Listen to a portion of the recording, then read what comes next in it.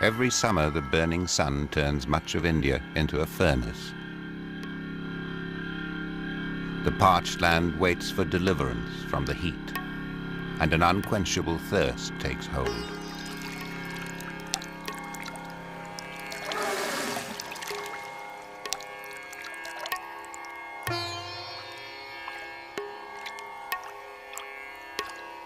Every pool of water is precious.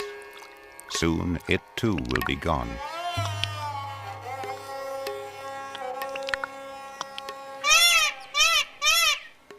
There is an old belief in India that when the peacock begins to dance, rain must be on its way. But often the peacock dances in vain, and the temperature soars ever higher. Yet without the heat, there can be no rain. For it is the build-up of hot air rising from the land that will bring cool winds rushing in from the ocean. And riding these winds will come that rain-bearing god of life, the monsoon.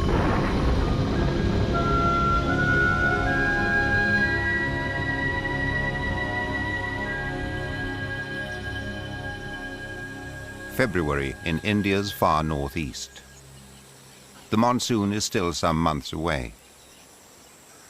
The Kaziranga floodplain lies cloaked in winter mist. This is a wilderness that has been shaped by countless monsoons. Among the creatures that live under the monsoon sway are two of the rarest animals in India, the Asiatic wild buffalo and the great one-horned Indian rhinoceros.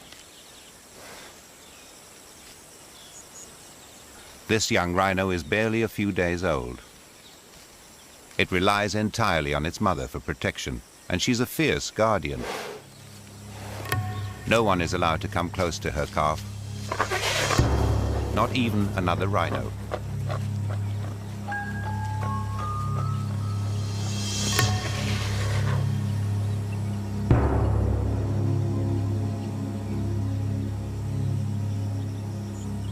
But other rhinos are no real threat to the calf. The danger is from tigers, who will brave the mother's formidable presence to snatch a young rhino. Instinctively, the calf walks just ahead of its mother. Like all rhinos, the mother has poor eyesight, and the calf's best chance of survival is to stay right under her eyes.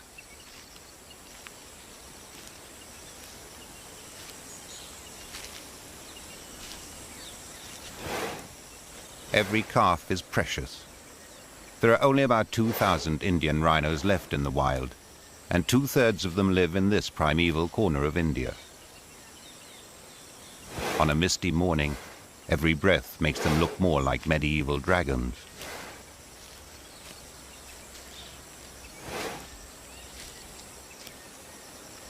Kaziranga is a long stretch of swampland sandwiched between the Mikir Hills in the south and the great Brahmaputra River to the north. Over millions of years, the river has played a crucial role in shaping Kaziranga's destiny. The silt that it brings to the floodplain every monsoon makes this a land of exceptional fertility, a paradise for large animals. The luxuriant grasslands that dominate Kaziranga are home to some of the largest elephant herds in India.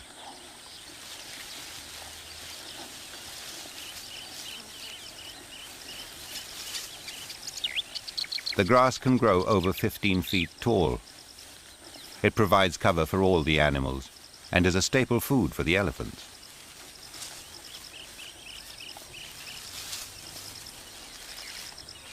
Rhinos prefer to feed on the shorter grass of the meadows. This female is on heat and is laying down a seductive urine trail. More than a mile away, a bull has picked up her scent. He follows the trail like a bloodhound.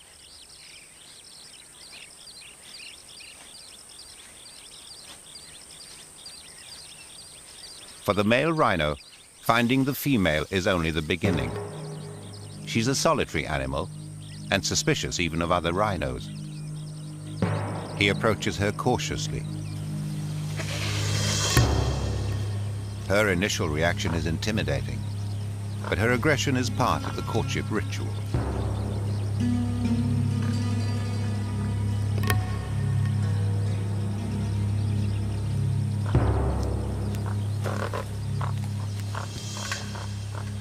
The next step in the courtship is a long chase, her way of testing his mettle.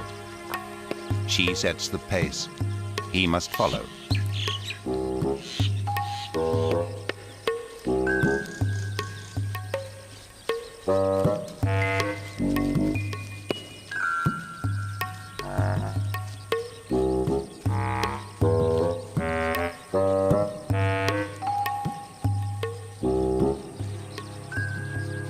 When the male has proved his stamina, she will allow him to mate.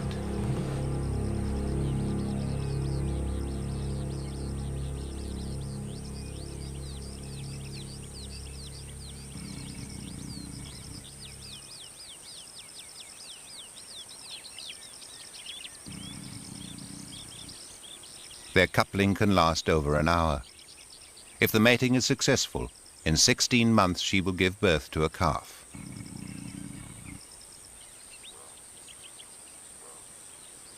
Lured by the female's trail, another bull appears. The female is tiring under the weight of her mate and is trying to dislodge him. If she succeeds, the intruder may have his chance.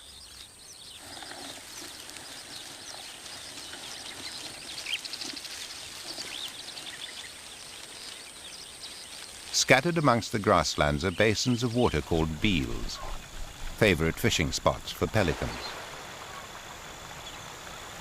The floods of the last monsoon replenished the beels and restocked them with fish. With the advance of the dry season, the water levels in the beels start to fall, concentrating the fish and making it easier for the pelicans and the adjutant storks to feed. Soon the stock of fish in the beels will dwindle, and the birds will have to move on.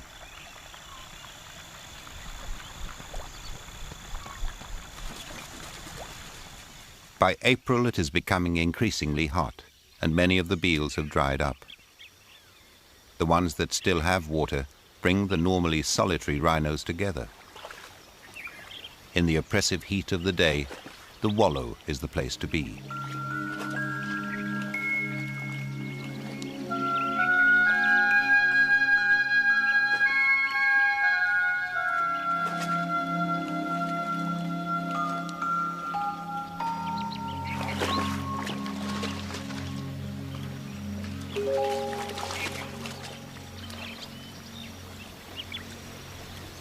Buffaloes also wallow to keep their bodies cool.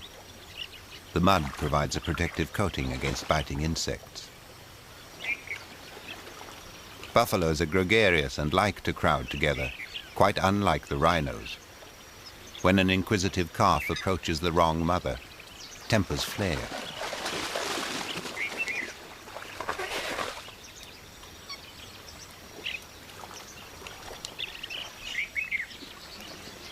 When one mother gives way, peace returns.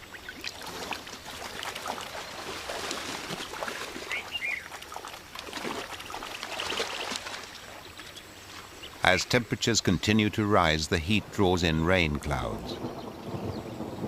But these pre-monsoon clouds often deliver no more than a drizzle. It's a time of tantalizing anticipation, a time of waiting for the monsoon. The summer monsoon usually arrives in early June, traveling a well-established route. It will come into India as two arms. An eastern arm will rush in from the Bay of Bengal, sweeping over Kaziranga and beyond until checked by the Himalayan mountains. A western arm will come in from the Arabian Sea and make landfall at the tip of southern India, where it will collide with a mountain range called the Western Ghats. On the highest reaches of these mountains lives a rare wild goat, the Nilgiri tahr. For most of the year, the females and their young live in small herds separate from the males. In the dry season, the herds are constantly on the move, scouring the mountain slopes for food.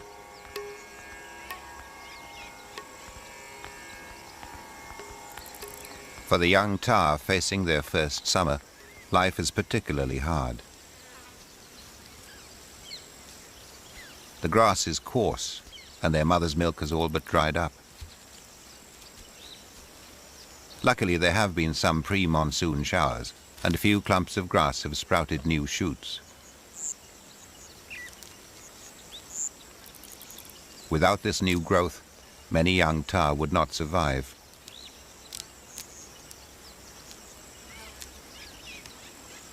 The monsoon is not far away, but for now, the only dark clouds on the horizon are clouds of smoke from forest fires on the plains below.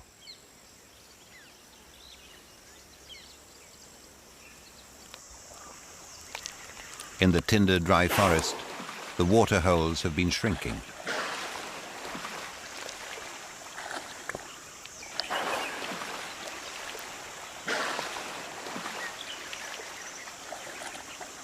The tepid water has been muddied by the many elephant herds that have passed through. It is barely fit to drink, but at least the water will help him to cool off. Every day the fires advance. The flames consume everything on the forest floor, destroying the last edible grasses and shrubs.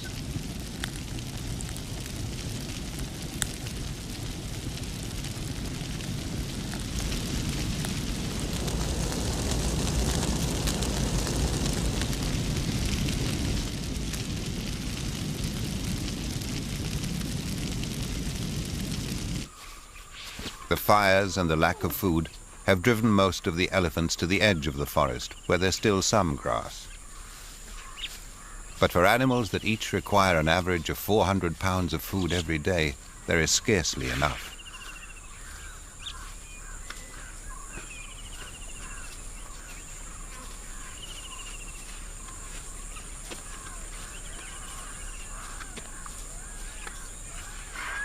This is the most difficult time of year for the elephants.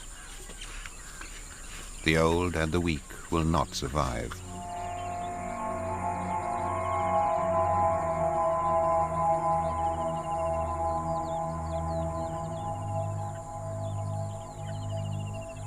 It's a time of easy pickings for the vultures. But the fortunes of the animals may soon be about to change. It is now early June, and a cool wind has sprung up from the southwest. From out over the Arabian Sea, the monsoon finally arrives in South India.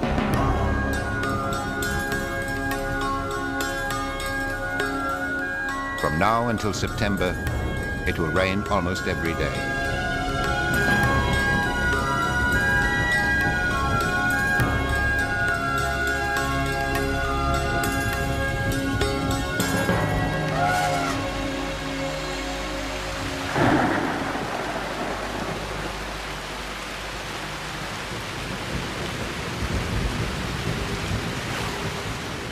The spell of the dry season has been broken. Soon there will be plenty of food and water everywhere, and the elephant herds will be able to return to the forest.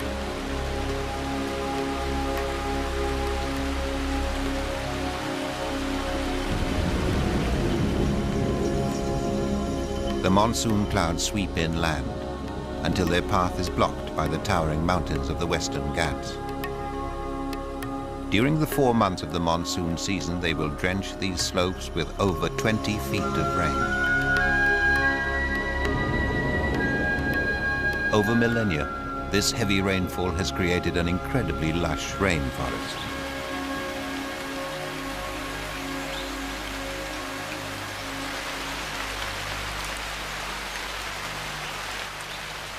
Within the forest, the rains awaken life.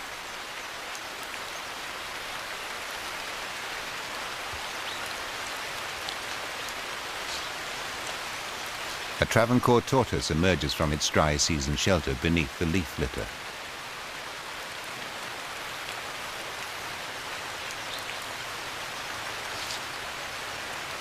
The rains trigger a new season of activity for the creatures of the forest.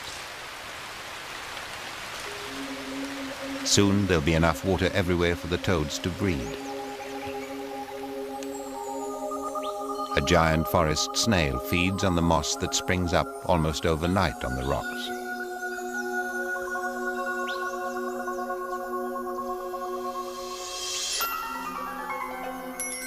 A 6-inch-long centipede prowls the forest floor in search of food. The venom in its jaws will kill the frog quickly. The centipede is a voracious feeder. In an hour, there will be practically nothing left of the victim. The monsoon brings a bonanza for all the creatures of the rainforest. In the canopy, the lion-tailed macaque is spoiled for choice. For this fruit eater, the monsoon has a special treat in store: jackfruit. A single fruit will provide this young macaque with enough food for a whole day.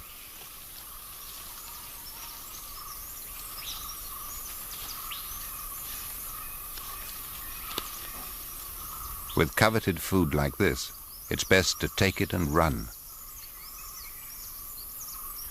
The dominant male of the troop is just waking from a siesta. He'll have no qualms about snatching the fruit. The young macaque must eat as fast as he can. His hurried feeding is manna from heaven for a Travancore tortoise.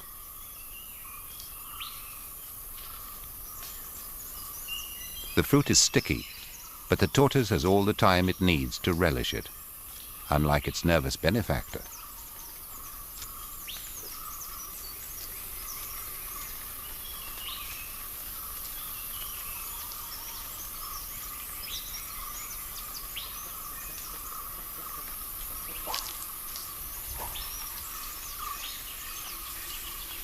The dominant male is closing in. The youngster must make good his escape. On the forest floor, a conflict of a different kind is brewing. A fight for mating rights.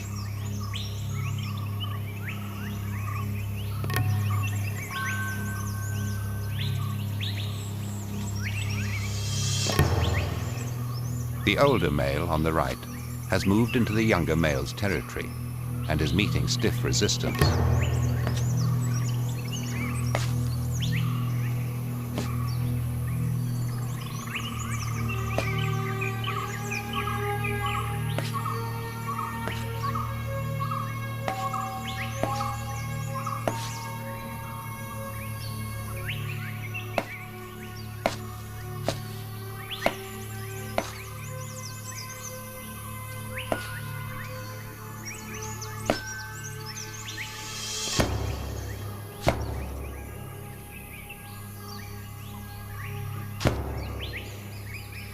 The younger male's spirited defense was of no avail. Having disposed of his rival, the victor comes courting. His sense of smell will tell him if the female is receptive. If she is, he will woo her in his own unique way. The male's techniques for love or war are surprisingly similar.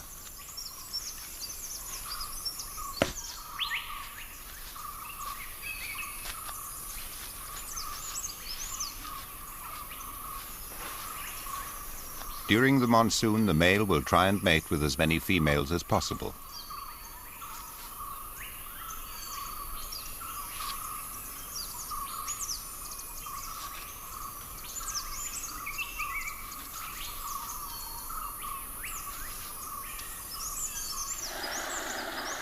The rains have filled the streams, and the forest is bursting with an abundance of water.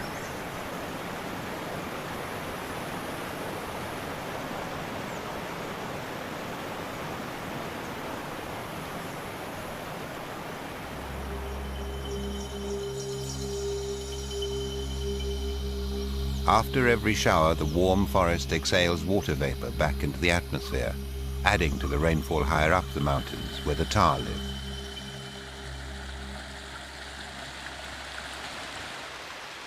The female herds have now swollen with the arrival of adult males, known as saddlebacks, because of the light patch on their backs. For most of the year, they live in bachelor herds. It's only during the monsoon that they join the females. Although some females are still suckling young, most will soon be ready to mate.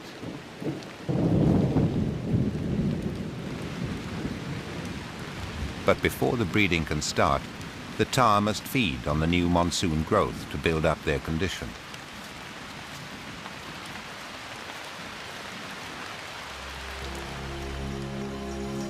The monsoon is now well established along the west coast of South India, where the rains will continue until September. Deflected by the mountains, the incoming clouds are forced northwards.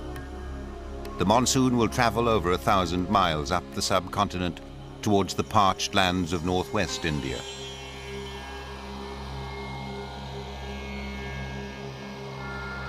The incredible heat rising off the desert will help draw the monsoon north. But it may never get here. Some years it can exhaust itself during its long journey. Only a few hardy species like the Indian wild ass manage to survive in this harsh landscape, where summer temperatures can reach 120 degrees Fahrenheit.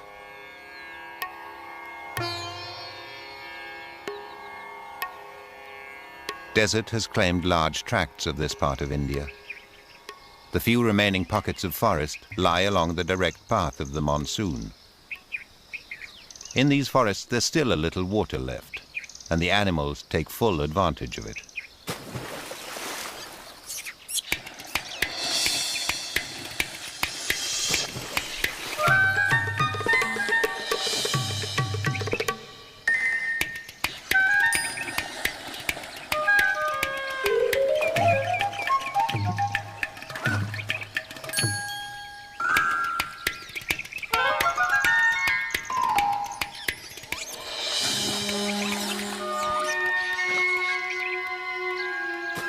The rhesus macaques play confidently because during the heat of the day, their arch enemy is asleep in another forest pool. Tigers hate the heat and will spend hours soaking in the water.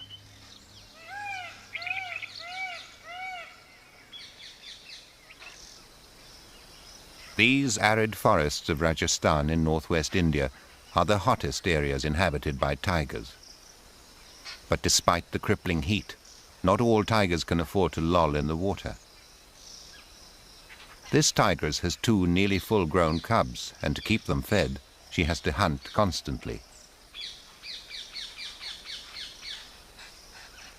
The dry, open forest makes concealment difficult and stalking almost impossible.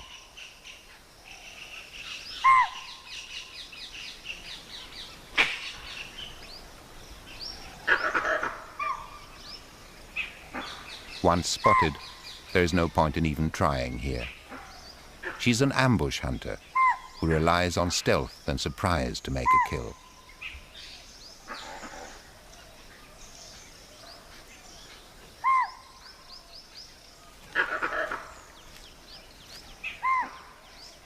Within her territory of 10 square miles is an extraordinary oasis, an ancient man-made lake where the hunting is good.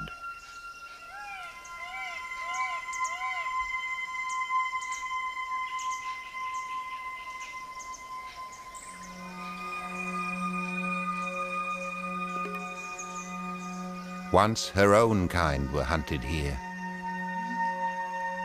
For centuries, this forest of Ranthambore was the hunting preserve of Mughal emperors and Rajput kings. When their dynasties fell, their lodges and palaces reverted to the forest and its animals. The tigress may have given birth to her cubs in one of these ruins.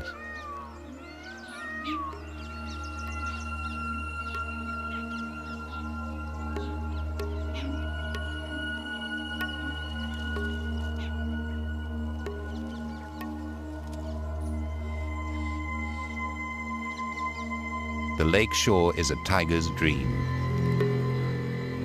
Arrayed before her, tantalizingly close, are prey animals of every kind.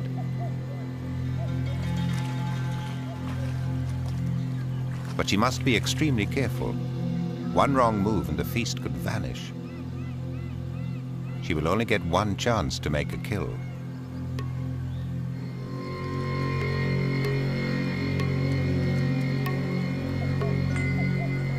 The sharp-eyed lango monkeys are the sentinels of the forest, but today they're busy feeding.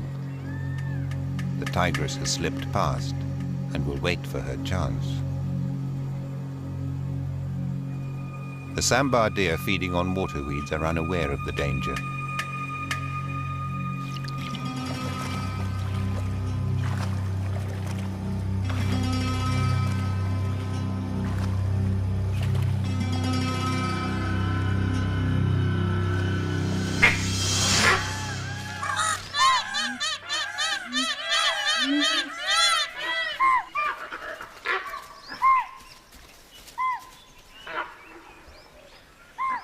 She has killed a young sambar with a single bite to the back of the neck.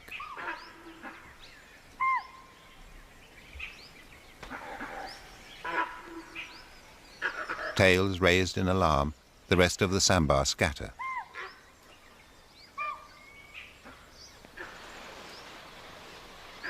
It took a huge burst of energy to make the kill. Now, the tigress must drag the carcass over a mile to where her cubs are waiting.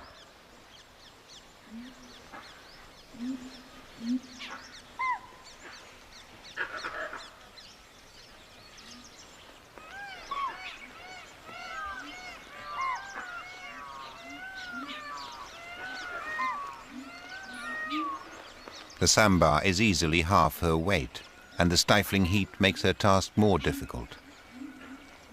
But at least the kill will feed her family for a couple of days.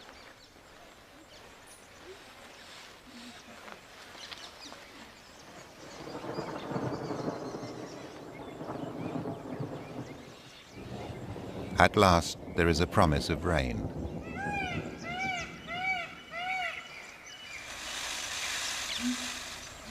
The peacock's courtship dance becomes more urgent.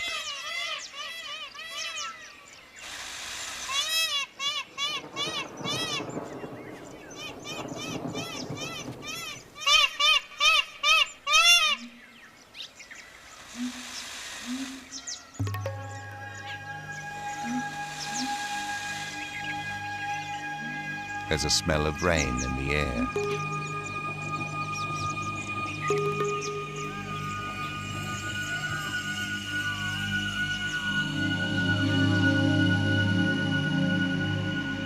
Under cover of darkness, the monsoon arrives in Rajasthan.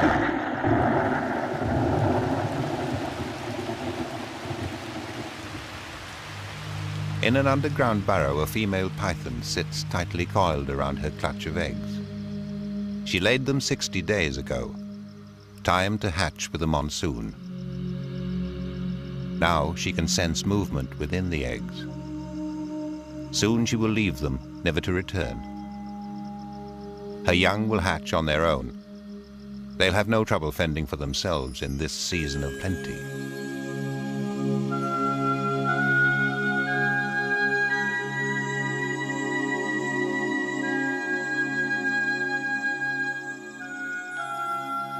The hatchlings break out of the leathery eggshell with the help of an egg tooth, a razor-sharp protrusion at the tip of the snout.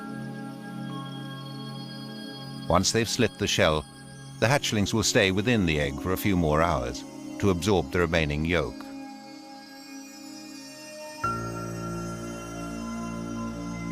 The egg tooth will soon fall off.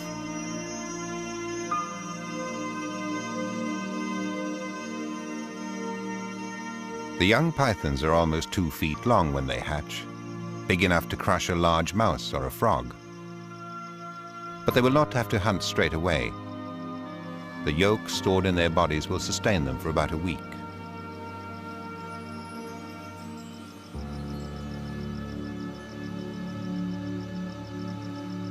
The young pythons emerge into a world blessed by the monsoon. As the hatchlings leave the burrow, their immediate instinct is to find water. Guided by its sense of smell, the first one out heads for a drink from a fresh puddle of rainwater.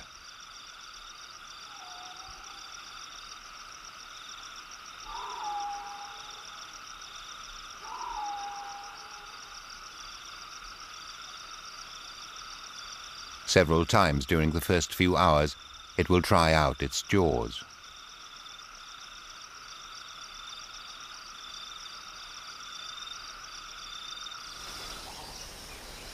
At daybreak, the rain resumes.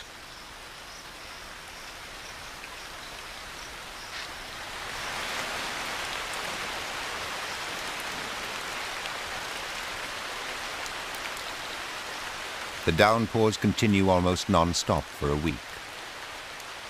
A region that has not seen rain for 8 long months drinks deeply.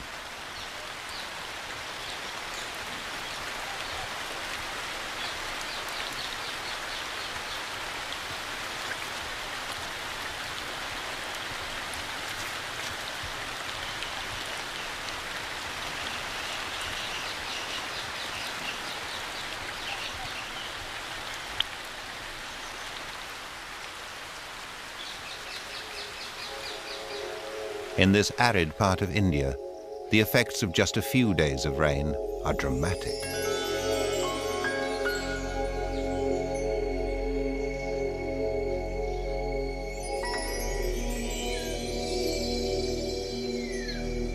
As soon as the earth softens, winged termites emerge. They've been nurtured in the nest by the smaller worker termites. With the arrival of the monsoon, they're now ready to fly out and start new colonies. The winged termites are packed with protein, nutritious morsels for a pied-crested cuckoo.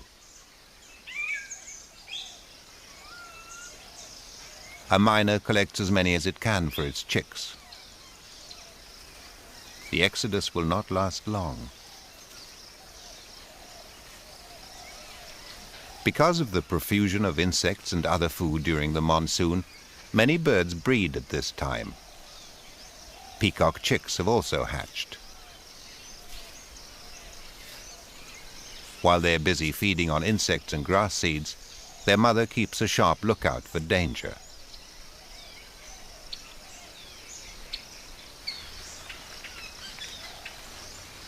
It's only the mother tigress, and she has no interest in baby peacocks.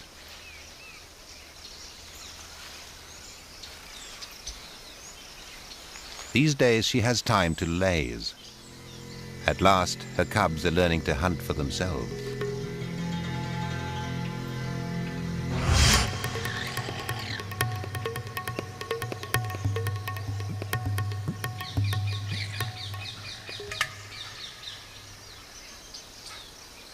This cub still has a lot to learn about the art of stalking.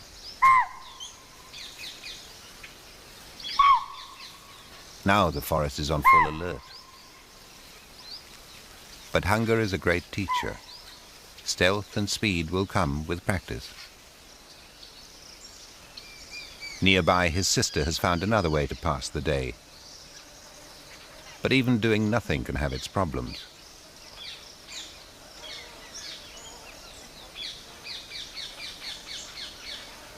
The monsoon has produced a bumper crop of blood-sucking flies, and they are a real nuisance.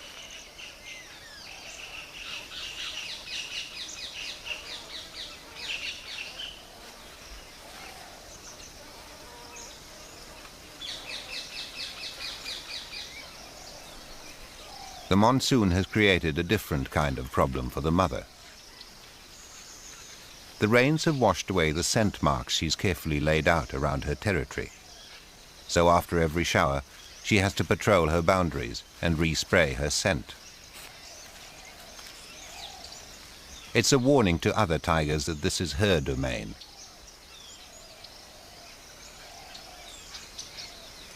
One day, when she's ready to have another litter, she'll push even her own cubs out. They'll have to stake their own claims to other parts of the forest.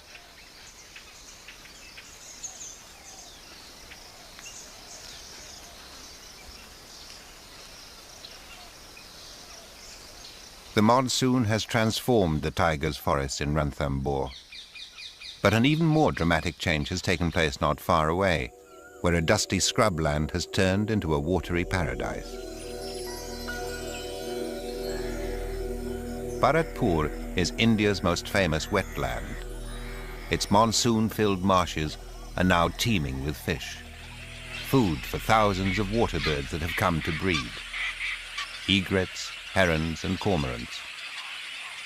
The most spectacular monsoon visitors are just arriving, the painted storks.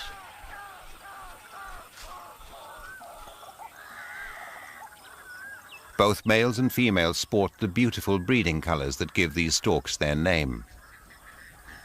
Constant preening keeps them looking their best.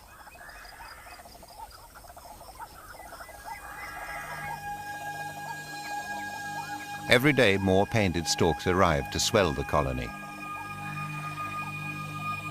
As if to celebrate their coming, the rain clouds reappear.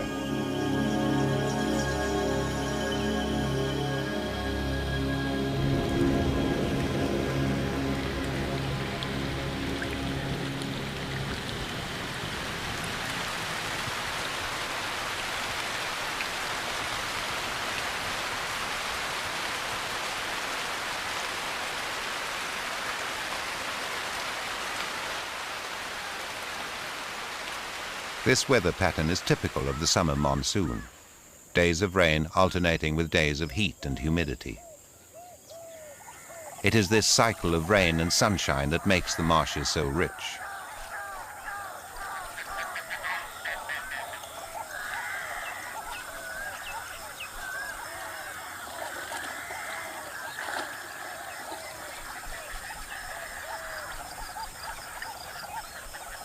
During a good monsoon, birds breed in extraordinary profusion. In the painted stork colony, almost every nest has 2 or 3 chicks. On the exposed treetops, it can get very hot. The adult birds keep their bills open to prevent overheating. They protect their downy chicks from the sun with their wings. Despite the shading, the chicks get extremely thirsty and constantly beg for a leaf. Without water, the chicks will die.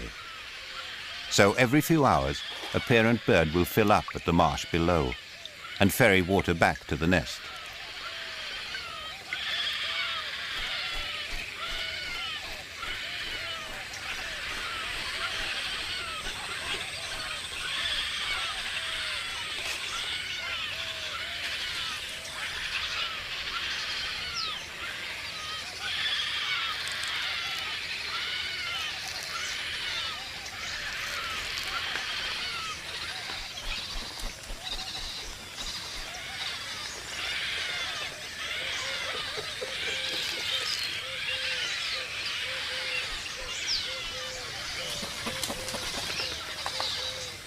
With the diligent care of both parents, the chicks will thrive. The short season of rain in northwest India is practically over. Within 6 weeks of its arrival here, the western arm of the monsoon begins to retreat. But over 1,000 miles to the south, where the rains began 3 months ago, the monsoon is still active. In between the rain showers, the tar rut is at its peak.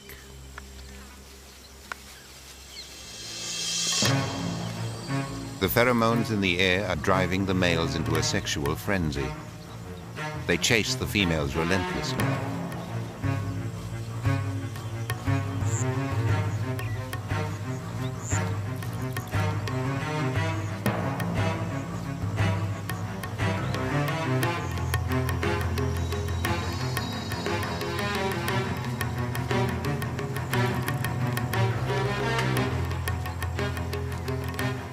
With so many females in the herd, the only way for males to find out which ones are still receptive is when a female stops to offer a urine sample.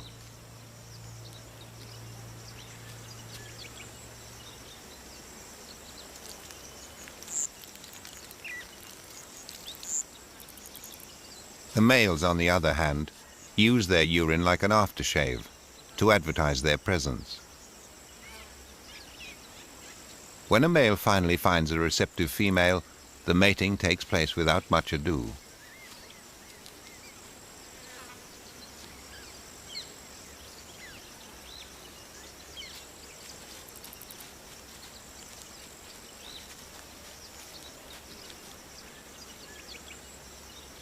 The chases will continue until all the females have mated. Then the males will gradually regroup into bachelor herds and return to their remote crags. The western arm of the monsoon is weakening, but the eastern arm is more vigorous than ever. Stopped short by the great Himalayan ranges, the monsoon continues to drench northeast India and Kaziranga with enormous quantities of rain.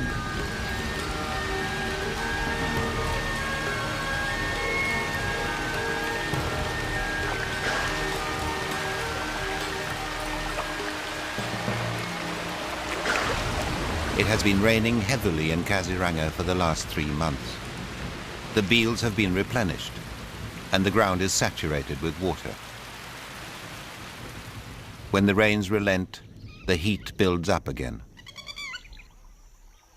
The clouds trap the heat, creating a hothouse that stimulates enormous growth.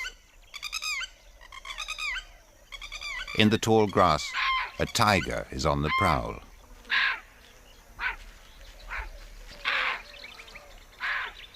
It's not after the fast-moving deer, but on the trail of something much more vulnerable, a baby rhino. Although the short-sighted mother can't see the tiger, her acute sense of smell has alerted her to its presence close behind.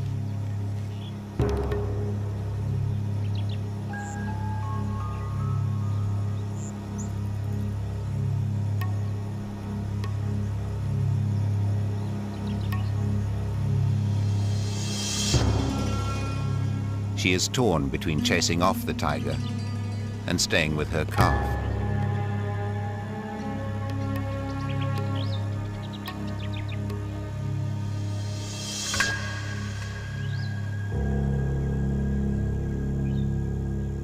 The best way for the rhino to protect her calf is to take refuge in the sea of grass. The tall grass might be a sanctuary against predators, but it will offer no protection against the Brahmaputra River, which has been rising steadily with the monsoon rains. Any day now, it could breach its banks and engulf the grasslands. As more clouds rush in, the downpours intensify in the mountains above Kaziranga.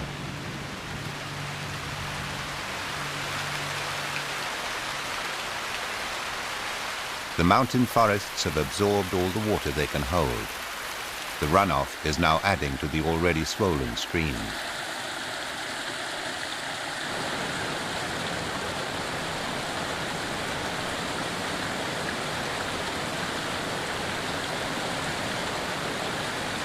As they plunge down the mountain slopes, the cascades grow ever larger.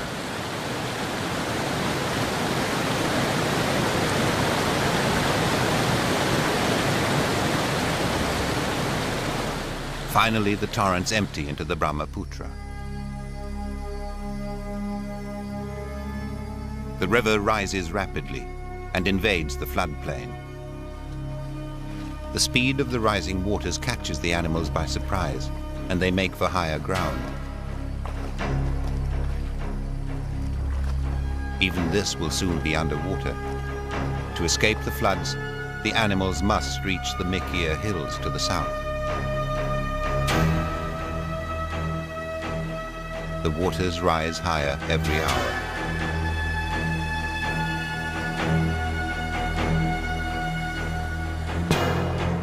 Animals that are too slow to escape can be swept away by the flood or drown. Swimming across the vast expanses of water is exhausting.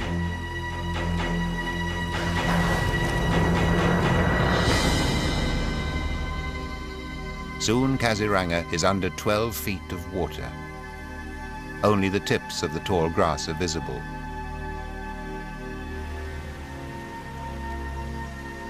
The high water does not last more than a few days. When the floodwaters recede, the toll is revealed. This rhino is one of many creatures that have perished in the floods.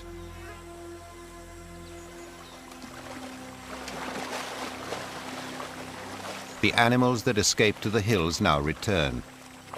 This is a cycle that has been repeated over millennia, and the animals have adapted to living in a flood-prone environment.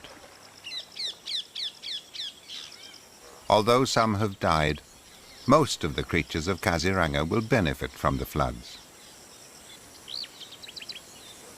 The rich silt and nutrients brought by the flood waters will further enrich the soil.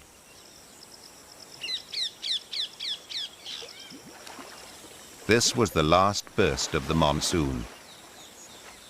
Now, at the end of September, the season of rain is finally over. But all across the country, its legacy will linger. On the other side of northern India, in the wetlands of Bharatpur, the painted storks have had an exceptional breeding season. More than 5,000 chicks have been reared successfully. The chicks are now almost as big as their parents and are hungrier than ever.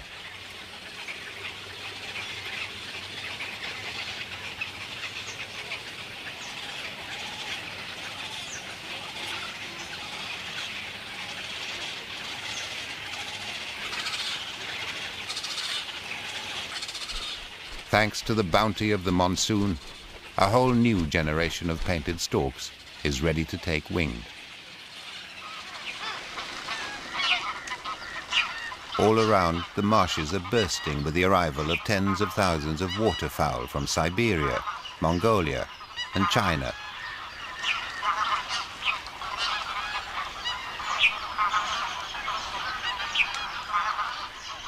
The birds have escaped the approaching icy winters in their faraway homelands. They come year after year to feast on the gifts of the Indian monsoon.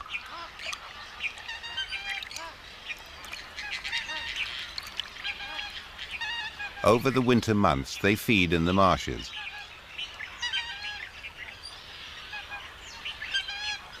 When the land begins to warm up, the travelers leave.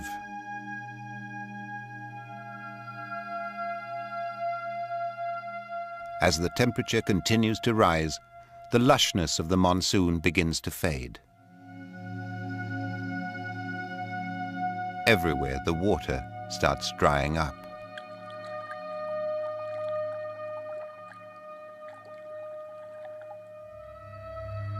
The forests wilt.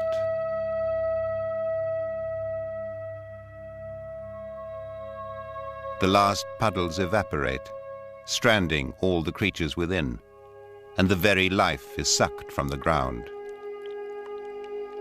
Once again, the long wait will begin for the monsoon, India's god of life.